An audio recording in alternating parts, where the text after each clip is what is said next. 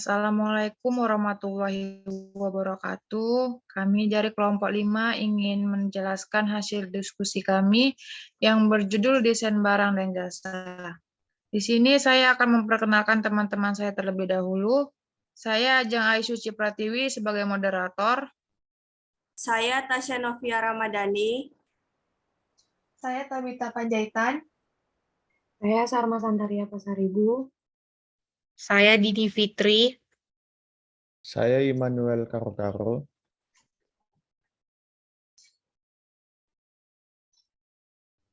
Di sini kami akan mulai menjelaskan hasil diskusi kami yang akan dibacakan oleh teman saya. Yang pertama ada desain produk. Desain produk adalah proses menciptakan produk baru yang akan dijual oleh perusahaan untuk pelanggannya.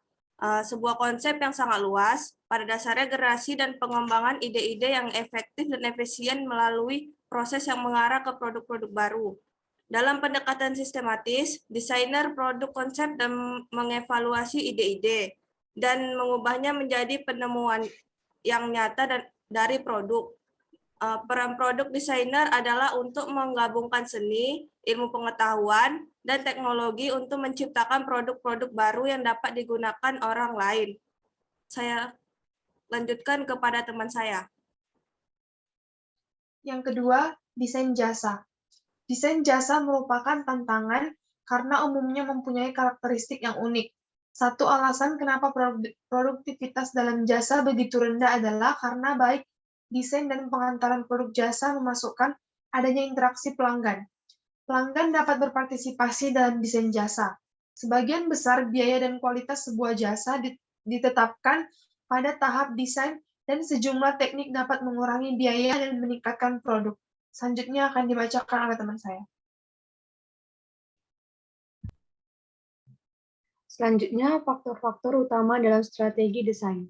Dalam mendesain produk ataupun jasa, dibutuhkan strategi desain yang memerlukan beberapa faktor untuk memenuhi strategi tersebut seperti yang pertama biaya, yang kedua mutu, yang ketiga time to market, yang keempat kepuasan konsumen, dan kelima keunggulan kompetitif. Selanjutnya dilanjutkan oleh teman saya. Yang C ada tujuan desain produk dan jasa, yaitu mendesain produk dan jasa memiliki dua tujuan, yaitu tujuan utama dan tujuan tambahan sebagai berikut. Yang pertama ada kepuasan konsumen, yang merupakan tingkat perasaan konsumen setelah membandingkan antara apa yang dia terima dan harapannya, atau menurut Umar tahun 2005. Seorang pelanggan jika merasa puas dengan nilai yang diberikan oleh produk atau jasa, sangat besar kemungkinannya menjadi pelanggan dalam waktu yang lama. Saya lanjutkan pada teman saya. Faktor utama dalam menentukan tingkat kepuasan konsumen. Dalam menentukan tingkat kepuasan konsumen, terdapat 5 faktor utama yang harus diperhatikan oleh perusahaan, yaitu A. Kualitas produk, B. Kualitas pelayanan, C. Emosional, D. Harga, E. Biaya. Selanjutnya akan dibacakan oleh teman saya. Faktor-faktor yang mempengaruhi perilaku konsumen. Para tenaga pemasaran mengidentifikasi ada 4 faktor yang mempengaruhi perilaku konsumen. A. Pengaruh psikologis, yaitu motivasi persepsi. B. Pengaruh pribadi, yaitu situasi ekonomi, gaya hidup. C. Pengaruh sosial, yaitu grup, keluarga. D. Pengaruh budaya, yaitu subkultur, kelas sosial. Saya lanjutkan kepada teman saya. Selanjutnya, isu-isu lain dalam desain produk dan jasa. Siklus hidup produk atau jasa adalah suatu konsep penting yang memberikan pemahaman tentang dinamika kompetitif suatu produk. Tahap yang pertama yaitu perkenalan. Pada tahap ini, barang mulai dipasarkan dalam jumlah yang besar, walaupun volume penjualannya belum tinggi.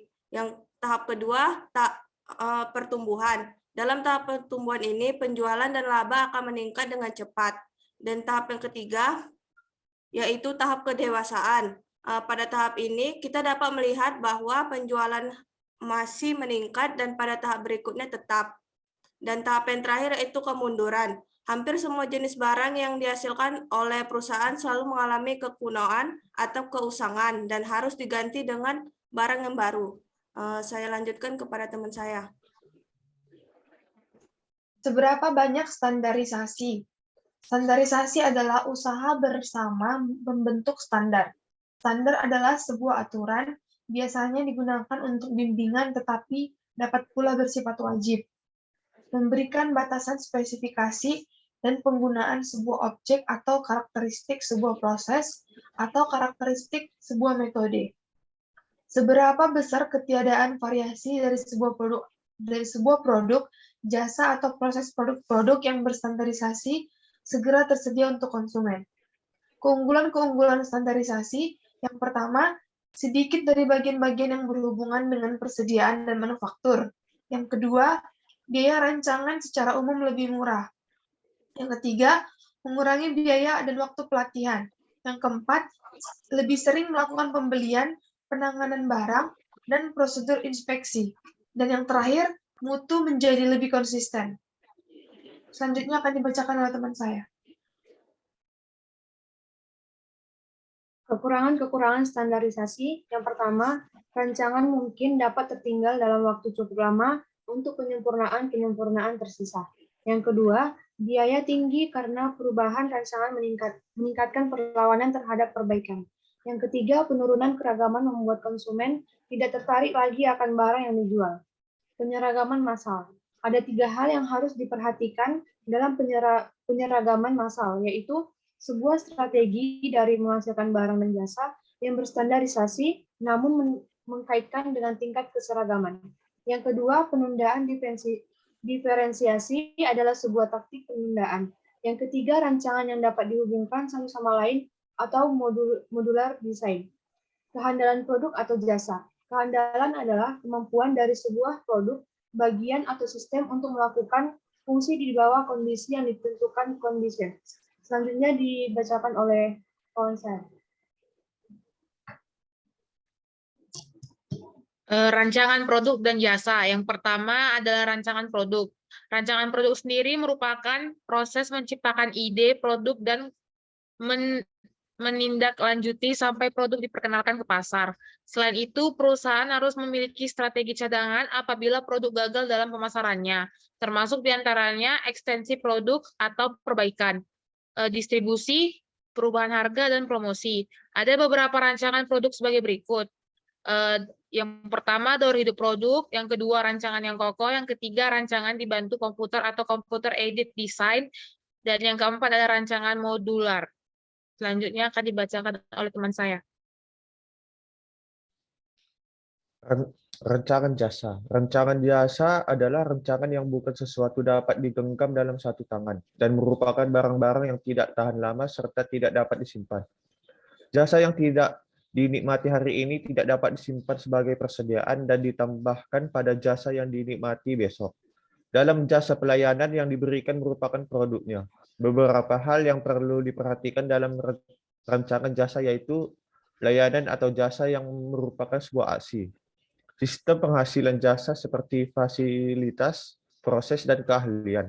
Banyak layanan yang hadir bersama-sama dengan produk. Saya kembalikan ke moderator.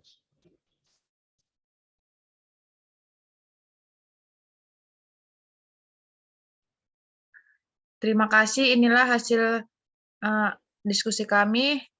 Lebih kurangnya kami mohon maaf. Assalamualaikum warahmatullahi wabarakatuh.